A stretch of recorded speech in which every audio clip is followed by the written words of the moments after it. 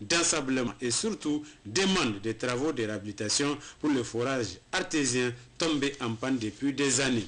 Dans la ville de Douchi, la délégation a visité le magasin de l'entreprise sémencière Al-Heri de Youssouf Mezama où sont stockés, triés, sélectionnés des semences, de mil, de sorgho, de niébé et l'arachide.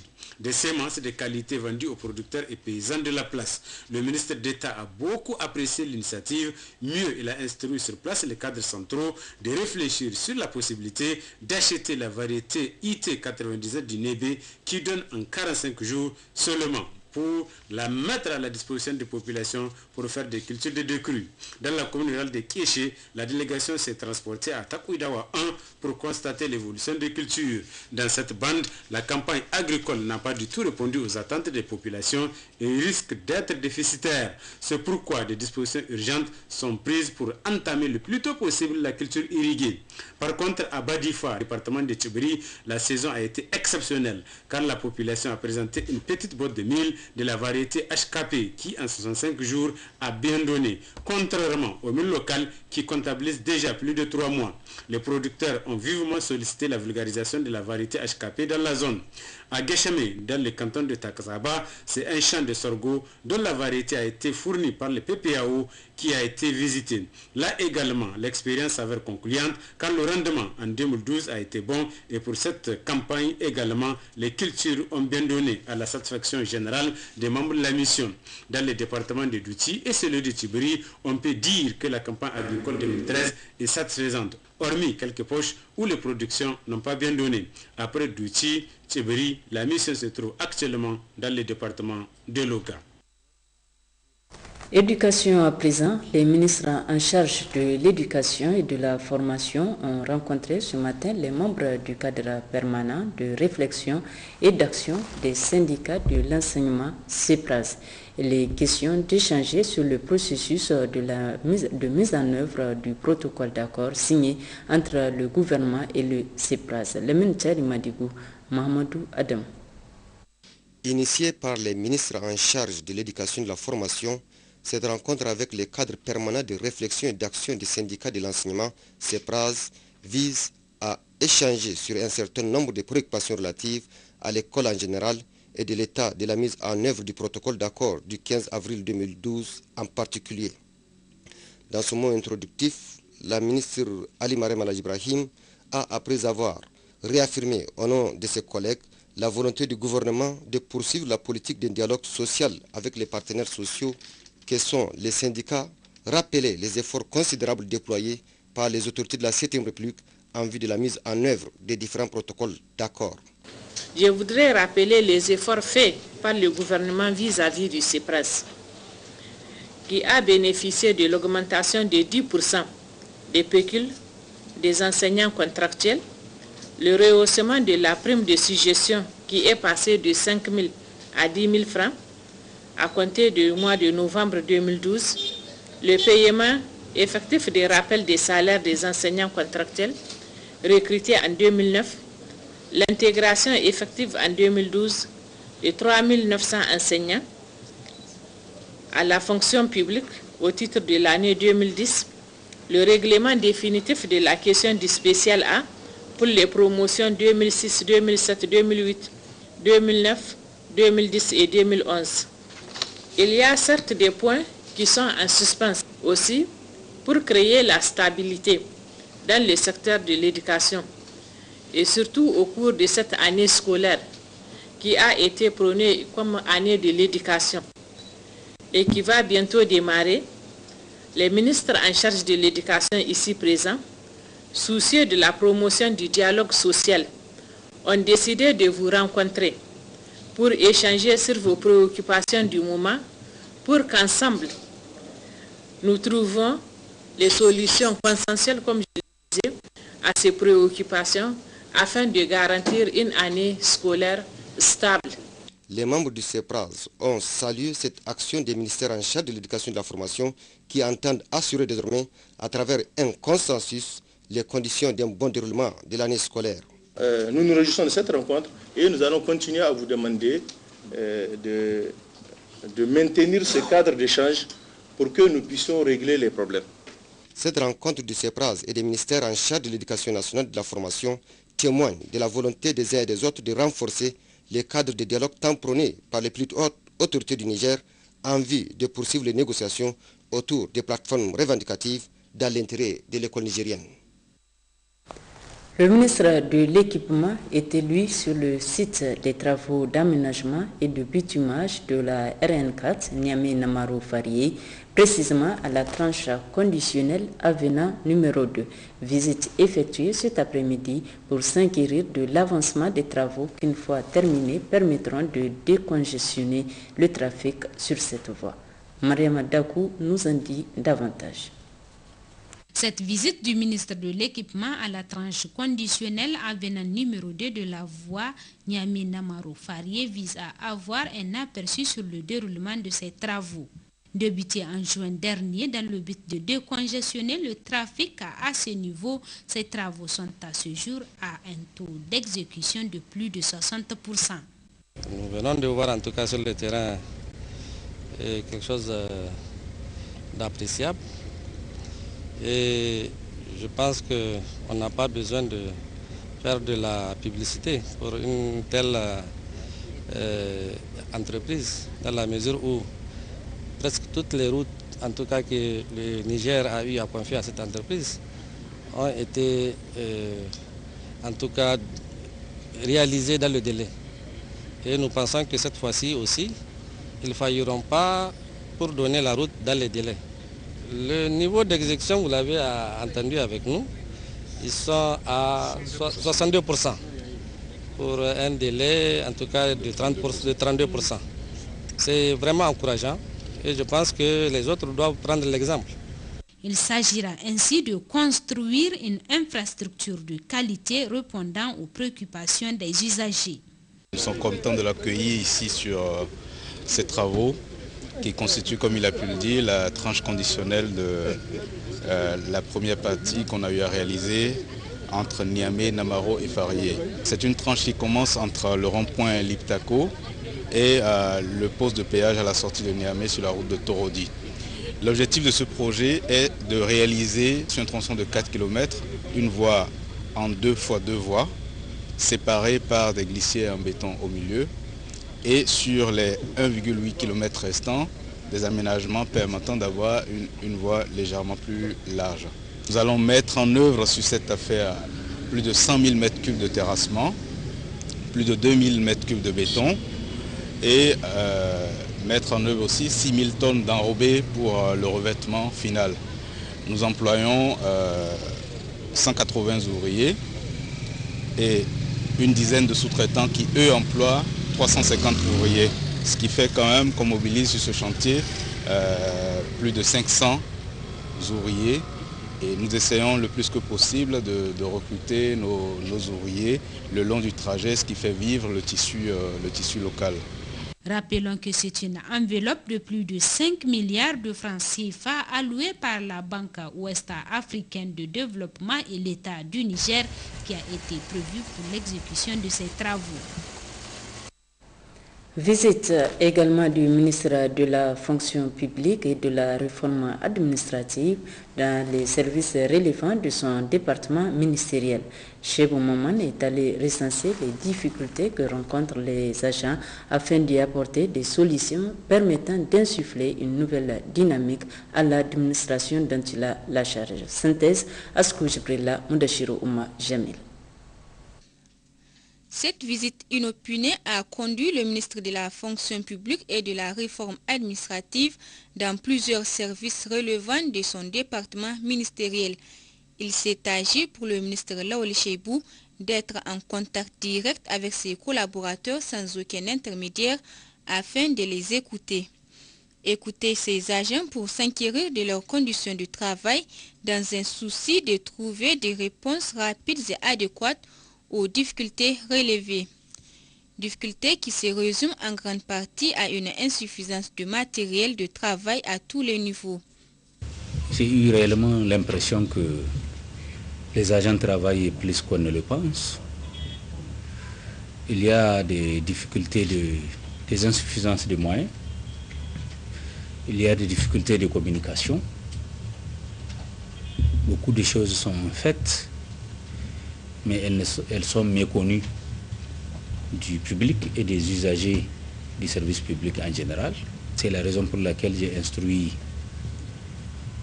l'ensemble des cadres à s'inscrire dans une nouvelle démarche, à développer la communication avec les usagers, avec le public, de façon à ce que la réglementation soit mieux connue, la pratique soit mieux comprise et la collaboration soit mieux assurée. Je tiens à entretenir une culture de sanctions, c'est-à-dire récompenser ceux qui travaillent bien et appliquer, sanctionner ceux qui ne travaillent pas bien. C'est la raison pour laquelle une série de mesures est actuellement en voie d'adoption pour vraiment créer les conditions d'une meilleure compréhension entre notre ministère et les usagers du service public. Le ministre a, au terme de sa visite, pris la décision de renouveler l'équipe de la direction de recrutement pour donner un signal fort de changement suite aux manquements dûment constatés. Autre visite, celle qu'effectue le ministre de l'Environnement, de la Salubrité urbaine et du Développement durable à l'intérieur du pays, Ada Chehou, qui séjourne à Tawa, a effectué des visites dans les services rattachés à son département ministériel. C'est ainsi qu'il s'est successivement rendu dans le département d'Ilela et dans la commune urbaine de Tawa. Détail, Hawa Mahamadou Agoum. Première étape, le site de Gidankarou, situé aussi dans la commune urbaine à 4 km du chef-lieu de la commune Ilela. Au niveau du département, 1155 hectares sont traités, dont 100 hectares à Gidankarou. Selon le commandant Salifou Papa Garba, 602 banquettes sont réalisées avec une participation de 4816 hommes jour, soit une moyenne de 300 personnes par jour au cours des travaux, pour une durée de 35 jours. Traité, ce site présente un bon état de croissance et de développement normal des semences herbacées. Les fonds engagés ont permis d'atténuer la crise alimentaire qui a caractérisé l'année 2012 et a permis d'éviter aux populations de se déplacer.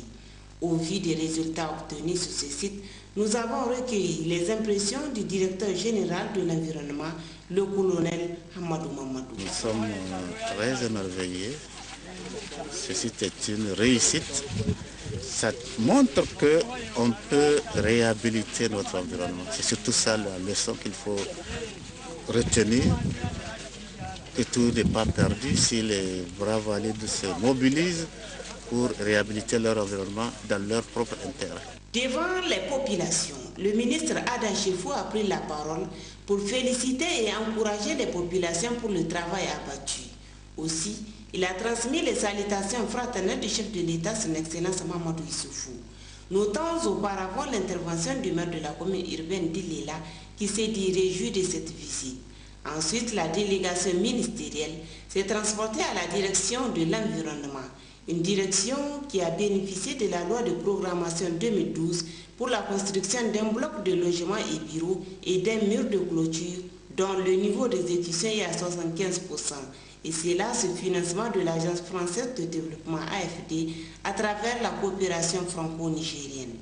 À la pépinière centrale, 100 000 plants ont été produits pour l'ensemble du département, 486 pour cette année. Au regard des résultats obtenus, le ministre a tenu à féliciter le responsable en charge de l'environnement et ses plus proches collaborateurs. Dans l'après-midi, le ministre de l'Environnement et de la Salubrité urbaine et du Développement durable a poursuivi sa série de visites où il a visité l'un des dépotoirs sauvages de la commune urbaine de Tawa. Selon le directeur régional de l'environnement, le colonel Ibrahim Maman, Tawa ne dispose d'aucun dépotoir officiel. À la direction régionale et départementale, le ministre, après avoir reçu les honneurs d'un détachement des eaux et forêts, a visité les locaux abritant leur direction où d'amples informations lui ont été fournies par le colonel Ibrahim Maman. Devant le personnel de ces deux directions, Le ministre Ada Chifou a surtout insisté sur la remise des agents au travail, la ponctualité, le respect de la hiérarchie doivent être leur credo. À la fin de toutes ces visites, le ministre de l'Environnement, de la Salubrité urbaine et du Développement durable et celui de l'hydraulique de l'assainissement ont rendu une visite de courtoisie aux honorables chefs de canton de Tawa et celui du groupement PEL. Aussi, le ministre Ada Chifou est allé présenter ses condoléances à la famille de l'honorable chef de canton d'Ilela, El Hadji Kadi Oumani, rappelé à Dieu il y a quelques jours. Le ministre des Arts, de la Culture et des Loisirs a reçu ce matin le jeune réalisateur Abdoul Moumouni Bakabe, le lauréat du prix de la meilleure image du festival Clap Ivoire édition 2013, est allé présenter son prix au ministre Ousmane Abdou. Compte rendu Ismaël Douda et Sakaïssa. Il s'appelle Abdoul Moumouni Bakabe, lauréat du festival de films Clap Ivoire 2013 organisé par Canal Plus Ivoirienne. C'est donc le prix de la meilleure image que ce jeune réalisateur a remporté grâce à son film intitulé Tougouma. Le jeune Abdoul Moumouni Bakabe, accompagné de ses collaborateurs, est venu présenter ce prix au ministre de la Culture, des Arts et des Loisirs. Très fier, ce dernier a tenu à féliciter le jeune réalisateur pour son esprit de créativité. Nous avons souhaité cette rencontre pour féliciter notre jeune compatriote, M. Abdoul Moumouni Mohamed Bakabe, qui vient de remporter le prix de la meilleure photographie à l'occasion de la 13e édition du Clap Ivoire. Je rappelle que Clap Ivoire est un festival de courts-métrages vidéo ouvert depuis 2002 à l'attention des jeunes réalisateurs et techniciens de l'UOMOA et de la CEDEAO. Et ce prix a été remporté grâce au film Tougouma. Tougouma, la pierre que tout le monde connaît, qui garde encore toutes ses vertus mystiques ancestrales. C'est aussi l'occasion pour moi d'encourager ceux qui ont participé, mais qui n'ont pas eu la chance de ramener des prix. Tougouma, c'est un film qui traite de l'histoire de l'Arewa, particulièrement de l'histoire d'une pierre qui garde encore ses pouvoirs occultes ancestraux. À l'occasion de cette présentation des prix, le ministre de la Culture, des Arts et des Loisirs a affirmé son engagement à soutenir ce genre d'initiatives car elles contribuent au rayonnement de la culture nigérienne. Et déjà, le ministre a appelé les jeunes réalisateurs à se préparer davantage pour le Clap Ivoire édition 2014. Les candidats nigériens au Hajj 2013 en partance pour l'Arabie Saoudite ont reçu hier la visite des responsables du cabinet du Premier ministre. Il s'est agi pour Mme Kane Echetou Boulama et sa délégation d'aller constater le cadre organisationnel mis en place à l'aéroport international Diori Hamani pour le regroupement des pèlerins et souhaiter bon Hajj à ces derniers. Issa Kaissa, Soumela Ibrahim. Un émissaire du chef du gouvernement, ses directeurs de cabinet étaient hier en soirée aux côtés des pèlerins du 3e et 4e vol en partance sur l'Arabie Saoudite. Les deux émissaires étaient à ce second site de regroupement pour constater d'abord le travail fait par le commissariat à l'organisation du Hajj et de la Oumra qui est à son baptême de feu. Nous sommes là sur instruction de son Excellence Monsieur le Premier ministre pour voir la situation de nos pèlerins, comment est organisé leur départ, dans quelles conditions ils sont accueillis, quelles sont les difficultés qu'ils rencontrent. Alors nous sommes rendus à l'évidence que la situation est parfaitement maîtrisée par le comité d'organisation. Nous avons vu une organisation parfaitement maîtrisée. Nous avons vu des pèlerins qui sont en tout cas relativement contents, qui sont dans une situation vraiment acceptable. Parce que nous savons comment le pèlerinage a été organisé par le passé. Et nous avons vu les conditions souvent difficiles dans lesquelles se trouvaient nos pèlerins. Mais aujourd'hui, si on fait vraiment une comparaison, on voit qu'il y a eu beaucoup d'améliorations. Au-delà du caractère vérificateur de la mission, elle a aussi une dimension humaine à l'endroit des pèlerins. Nous avons fait écouter les propos des uns et des autres et nous tirons la conclusion que, en tout cas jusqu'à l'heure, la situation est parfaitement maîtrisée quant à l'organisation. Donc nous profitons pour transmettre les salutations de son Excellence Monsieur le Premier ministre à l'ensemble des pèlerins, aux organisateurs et particulièrement au commissariat à l'organisation des Hajj, le COHO, et à son commissaire Al-Hajj Bello Garba. Cette parfaite organisation réussie de main de maître par le COHO ne laisse pas sans réaction les pèlerins qui ont félicité l'État à travers le commissariat pour toutes les innovations apportées et pour les avoir mis dans les conditions les meilleures pour ce voyage. En effet, tout y est dans ce village que les pèlerins accèdent dans une discipline militaire. Une fois le filtrage effectué, ils accèdent dans les compartiments pour se reposer avant l'embarquement. Et d'ici là, le pèlerin a accès à toutes les commodités, restaurants, mosquées, toilettes et commerces. Autre aspect de cette édition, la contribution des partenaires au développement dans le domaine de la consolidation de la paix au Niger et singulièrement le PNUD à travers l'instrument de stabilité à court terme a fait l'objet d'une intervention du président de la haute autorité à la consolidation de la paix lors de la cérémonie d'ouverture de la cure salée à Ingel, Agadez, région d'Agadez. Détail Hachim Mohamed, Nassirou Nakakale.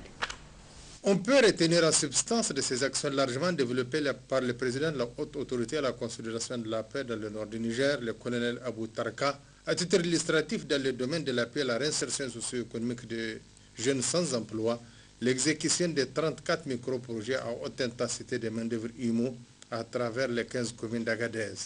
Près de 12 000 personnes employées, dont 31% de femmes, rémunérées par des travaux d'utilité communautaire. La construction de 2 centres de formation en développement communautaire CFDC à Bilma et à Tirozérine. La formation de 205 jeunes sans emploi et les retournés de la Libye dans plusieurs filières allant de la mécanique à la couture en passant par l'électricité chauffeur. Aussi pour promouvoir la culture de la paix au niveau des communautés, l'instrument de stabilité a appuyé une dizaine de projets à Agadez, Tawa, Tila et Beri. La construction de l'école de Tazarzet, du conseil régional d'Agadez. À cela s'ajoute la formation des 121 élus et des agents de collectivités territoriales de la région d'Agadez, Tawa et Tila Beri. Pendant ce temps, le PNUD, à travers l'instrument de stabilité, a doté en moyens roulants certaines structures de services publics avec 4 véhicules 4x4 mis à la disposition du gouvernorat, le conseil régional, la Commission nationale de contrôle et de collecte des armes licites. À toutes ces actions s'ajoutent d'autres non moins importantes, telles que la formation de 225 policiers municipaux, 50 démineurs formés, dont 35 militaires et 15 ex-combattants. 86 km des axes secondaires et 360 000 km² ont été déminés et dépollués à Gougaram et 180 km dépollués également à Tchintelous. Selon les explications du président de la haute autorité, un autre programme visant la consolidation de la paix dans les zones touchées par l'insécurité démarrera en janvier 2014. La 9e réunion annuelle des bureaux centraux nationaux Interpol d'Afrique de l'Ouest a débuté ses travaux ce matin à Niamey. Il s'agira à travers cette réunion de faire le point des activités menées et envisager des perspectives en vue de renforcer la lutte contre la criminalité nationale et transfrontalière. Issoufou Suleiman, Sekinotop. Cette réunion annuelle des chefs bureaux centraux nationaux Interpol d'Afrique de l'Ouest qui se tient en prélude aux travaux de la 14e session du comité des chefs de police de l'Afrique de l'Ouest, CCPAO, vise à faire le point des activités annuelles du comité et envisager les actions futures afin de renforcer la lutte contre la criminalité nationale et transfrontalière sous toutes ses formes. Cela permettra de renforcer davantage les capacités des pays membres dans le domaine de lutte contre les nouvelles formes de criminalité, notamment en détection des infractions et identification des criminels. L'Afrique de l'Ouest reste confrontée à une série de phénomènes politiques et criminogènes qui nous interpellent de plus en plus. En effet, les réseaux criminels utilisent notre grande région comme domaine d'exercice de leurs activités de trafic de drogue, de trafic d'armes, de cigarettes, de véhicules volés et des êtres humains, alors même que l'accès aux technologies modernes de l'information et de la communication, tout en nous rendant certes beaucoup plus performants dans le cadre de nos interactions avec le monde, fait aussi de nous les victimes de la cybercriminalité. La piraterie, les vols à main armée et autres activités criminelles commises en mer constituent également une autre source majeure de préoccupation pour notre communauté régionale. Autant dire que nous avons encore beaucoup à essayer, nous avons encore beaucoup à faire. Certes, beaucoup a été fait, mais la route pour atteindre la sécurité collective au niveau régional reste encore très longue. Une occasion saisie par le directeur général de la police nationale pour expliquer les objectifs du BCN Interpol avant d'exhorter les participants à tout mettre en œuvre pour relever les défis sécuritaires. Donc, étant donné la diversité de la criminalité auquel nous faisons face, cette réunion s'est tenue juste moins d'une semaine après la réunion continentale d'Interpol qui s'est tenue en Algérie, où effectivement il a été fait cas de graves situations de criminalité auxquelles nous faisons face. Le Sahel et toute la bande ouest-africaine est en proie au même problème de préoccupation. Et très malheureusement, l'exemple du Mali nous interpelle tous parce que les criminels de tout genre, trafiquants de drogue, d'armes, et qui ont lié des pactes avec les mouvements pseudo-djihadistes sont en proie de déstabiliser toute la sous-région et partant tout le continent africain. Cette rencontre permettra de mieux cerner les défis sécuritaires de la sous-région, les questions de coopération et de renforcement des capacités des agents, afin d'aider le bureau sous-régional à contribuer aux réalisations des nobles et ambitieux objectifs de l'OIPC Interpol. L'Institut national de la statistique organise depuis ce matin à Sadoré une rencontre d'échange sur la programmation 2014. Objectif, contribuer à une planification opérationnelle des activités de l'INES pour l'année à venir. Guy Matutia, Hamidou Abdoulaye. C'est dans le souci d'élaborer un programme d'activité cohérent, sans difficulté dans sa mise en œuvre, que l'Institut national de la statistique organise depuis 2006 une retraite annuelle au cours de laquelle les participants élaborent le programme d'activité de l'INES axé sur les résultats. C'est dans ce cadre que s'inscrit cette retraite visant à contribuer à une planification opérationnelle des activités de l'INES au titre de l'année 2014. Les besoins en données statistiques ou en indicateurs des principaux partenaires du système statistique national ainsi que ceux des nouveaux cadres de développement, notamment le PDS et l'initiative 3N, n'avaient pas été pris suffisamment en compte dans les différents programmes d'activité. Les différentes structures avaient été chargées de revoir leur programme d'activité 2013 en conséquence. Est-ce qu'on l'en fait? Nous devrons y répondre au cours de nos débats. Au cours de nos discussions de cette année, nous devrons apporter des réponses à ces questions que nous sommes déjà posées en 2012 pour que l'exercice de programmation de nos activités que nous organisons chaque année soit utile. La retraite doit permettre à l'Institut national de la statistique, entre autres, d'évaluer les coûts pour la mise en œuvre du programme d'activité 2014 et préciser les sources de financement. L'objectif vraiment essentiel, c'est pouvoir rendre disponibles toutes les informations dont disons, les décideurs et nos partenaires ont besoin pour le suivi de leur action de développement.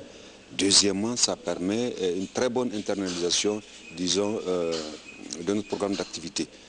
L'impact recherché, c'est pour que l'Institut soit davantage encore plus performant. Si nous avons un programme, c'est de pouvoir en tout cas l'exécuter à 100%. Notre mandat, c'est de fournir des informations chiffrées pour le suivi des différents cadres de développement. Et nous voudrons qu'à la fin de l'année, toutes les informations dont les responsables à tous les niveaux ont besoin, que ces informations-là soient disponibles pour, disons, la prise de décision. Notons que cette rencontre d'échange servira aussi de cadre aux participants de réfléchir sur la question fondamentale de l'amélioration de l'environnement et des conditions de travail des agents de l'Institut national de la statistique. Cérémonie de remise du diplôme séjour à l'école africaine de la météorologie et de l'aviation civile EAMAC. En présence du directeur général de l'école et de nombreux invités, les 57 nouveaux diplômés ont reçu leur parchemin Issoufou Samaïla Baka Hajara. Ils sont au nombre de 57 récipiendaires, dont 21 techniciens supérieurs et 36 techniciens météo originaires de 16 pays membres de la SACNA, à recevoir ce matin leur parchemin de fin de formation. Ces diplômes, qui viennent couronner respectivement 22 mois et 11 mois de dur labeur, marquent ainsi le début d'une carrière professionnelle prometteuse. La représentante des récipiendaires Oumou Magiraga a au nom du groupe rappelé le travail abattu par ces derniers et surtout le climat de solidarité et de cohésion qui a prévalu tout au long de leur cohabitation. Elle a aussi et surtout mis l'accent sur l'hospitalité légendaire, l'amitié et l'indulgence du peuple nigérien. Les responsables des différentes promotions ont, par la voix de David Mathieu, loué l'humilité, l'intégrité, l'assiduité et surtout l'abnégation de l'ensemble des promotions qui laisseront à jamais des traces indélébiles dans le palmarès de la formation à l'EAMAC après 50 ans d'existence. Le directeur général de l'EAMAC, pour sa part, s'est réjoui de l'excellence de cet instrument qui est l'EAMAC et surtout de la qualité de la formation, car elle confirme chaque année la confiance que les pères fondateurs avaient placée en elle depuis sa création en 1963. Je voudrais saisir cette occasion pour féliciter ces hommes et ces femmes, qu'ils soient responsables de promotion ou instructeurs tout court, qu'ils soient enseignants vacataires, qu'ils nous soient venus des représentations, qu'ils nous soient venus de l'université Abdou Moumouni Diofo, ou qu'ils nous soient venus de la direction générale de la SECNA. Je voudrais saisir cette occasion pour vous rendre un hommage particulier pour le fait que vous ne ménagez aucun effort et que c'est au jour le jour que vous le faites afin de réussir l'encadrement et donc la formation des différents cycles que nous avons ouverts ici à l'EAMAC. Je voudrais aussi dire que l'EAMAC s'est engagé dans la démarche qualité et Monsieur David Mathieu en a fait mention. Ce n'est pas un vain mot. Nous sommes en train d'apprendre, mais là où nous allons très loin avec cela. Et je voudrais que vous, élèves qui sortez d'ici, vous le fassiez traduire dans les faits. Un diplôme ne vaut que par votre capacité à le mettre en valeur. Et on va vous inviter à faire en sorte qu'on reconnaisse l'élève de l'EAMAC, le professionnel qui va exercer demain, qu'on sache qu'il est venu de l'EAMAC. Comment peut-on remercier ceux-là sans repartir vers le pays d'accueil qu'est le Niger, qui nous crée les conditions de travail, qui nous donne la paix au cœur indispensable pour toute étude, mais surtout qui nous donne une seconde famille chaque fois que nous venons ici, chaque fois que vous venez ici, parce qu'avant vous, nous sommes venus, et qu'après vous, il y aura d'autres également qui vont venir. Nous en sommes particulièrement heureux et nous rendons grâce à Dieu Tout-Puissant, à qui nous implorons de faire descendre sa bénédiction, sa paix sur ce pays pour que nous continuions à en profiter, à n'en plus finir. À la fin de la cérémonie, les récipiendaires ont à leur tour remercié les encadreurs à travers la remise des cadeaux préparés pour la circonstance. L'Institut nigérien d'informatique et de management électronique, INIM, a également procédé la semaine dernière à la remise des attestations des diplômes à des étudiants en fin de cycle. Plusieurs de ces diplômés ont reçu des distinctions. Askou Jibrilla, Moudachiro Ouma Jamil. Après plusieurs mois d'études et de sacrifices, l'année scolaire 2012-2013 à l'Institut nigérien d'informatique et de maintenance INIM est sanctionné par une cérémonie en vue d'honorer les étudiants et le corps professoral. Une manière de se séparer dans la joie et la communion. C'est sûr, tout comme tout établissement privé, l'INIM a à cœur de disposer en propre des moyens indispensables au bon fonctionnement de son école professionnelle digne de ce nom.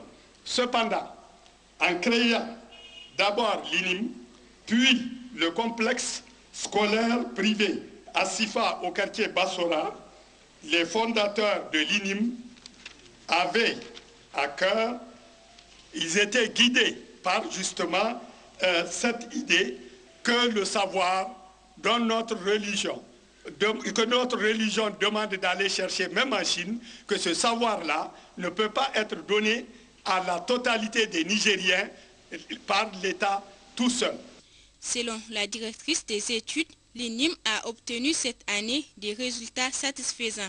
C'est ainsi qu'en bac professionnel comptabilité informatique, nous avons enregistré un taux de réussite de 68,33% et en bac technique G1, nous avons un résultat de 100%. Et je précise que pour le bac professionnel comptabilité informatique, l'INIM a l'élève qui est le premier du centre. Au niveau du BTS d'État, en pétrole Niger, nous avons enregistré 80%, dont le premier du centre aussi. En GRH, nous avons 25%.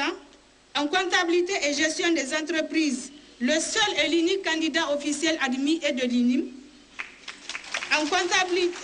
En communication des entreprises, nous avons un taux de 83,33%.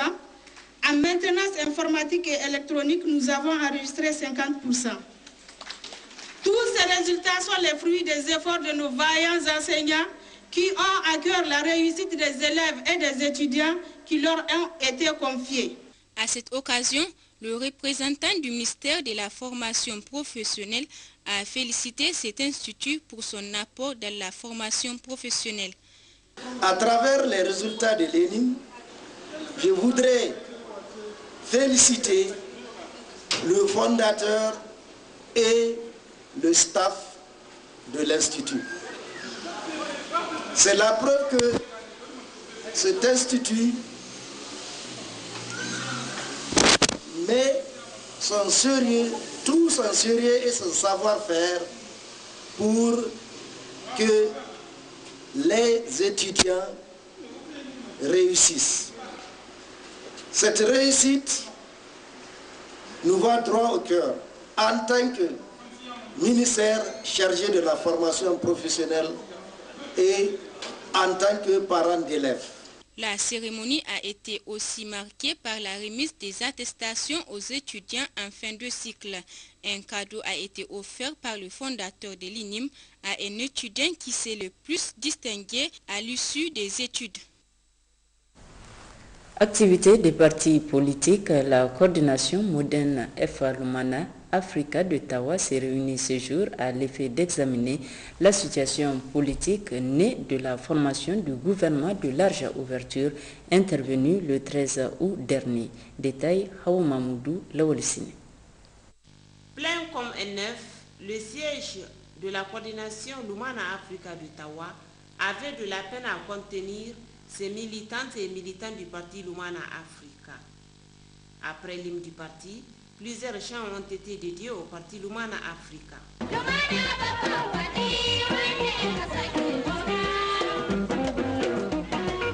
Après les mots de bienvenue du président de la coordination Lumana Africa d'Ottawa, ils ont rendu public la déclaration suivante. Déclaration de la coordination Lumana Africa d'Ottawa.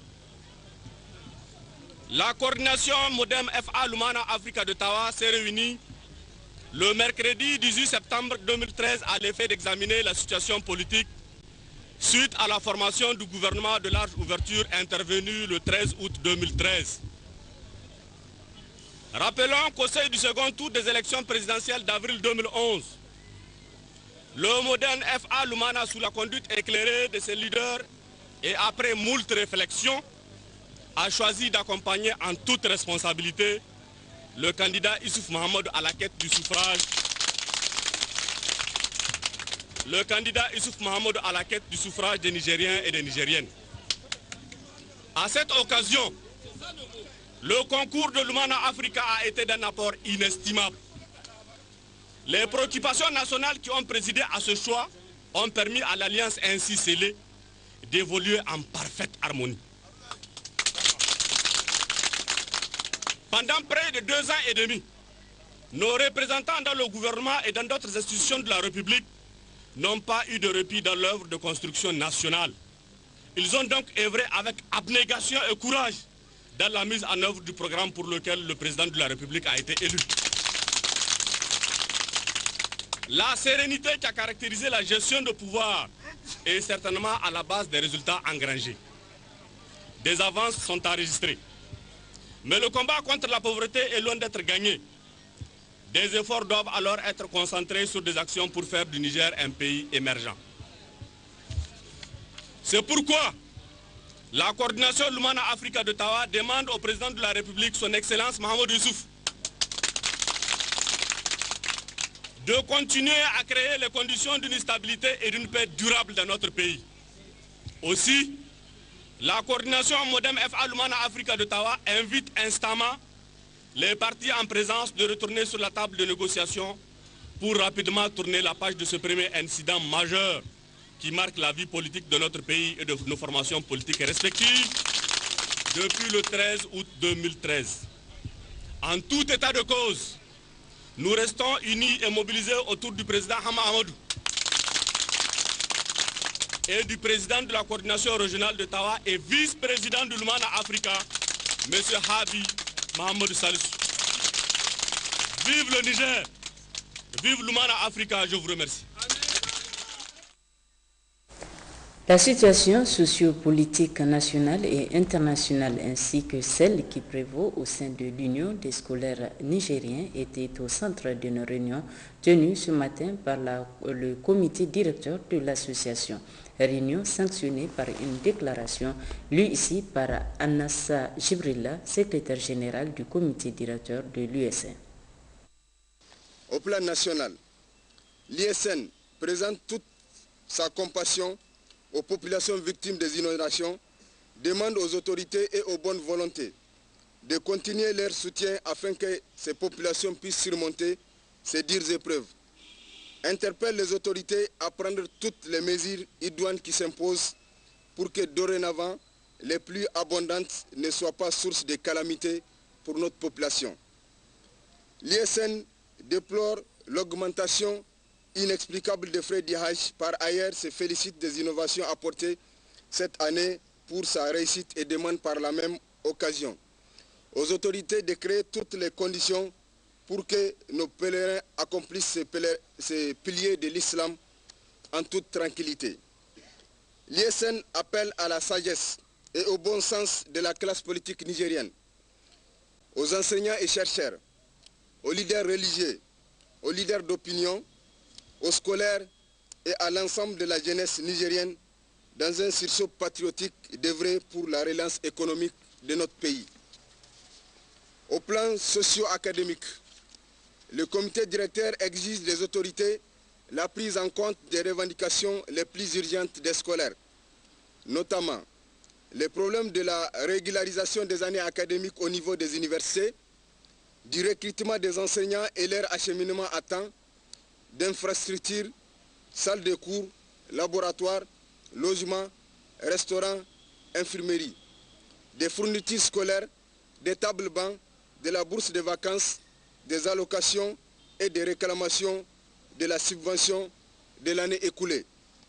Le comité directeur demande aux autorités de mettre tout en œuvre pour finaliser les travaux en chantier. Par ailleurs, le comité directeur de l'ISN demande à tous les partenaires de l'école nigérienne, l'État, enseignants, partenaires techniques et financiers, scolaires, d'honorer leurs engagements, chacun en ce qui les concerne, en vue non seulement d'effectuer une bonne rentrée, mais aussi et surtout de stabiliser l'année académique.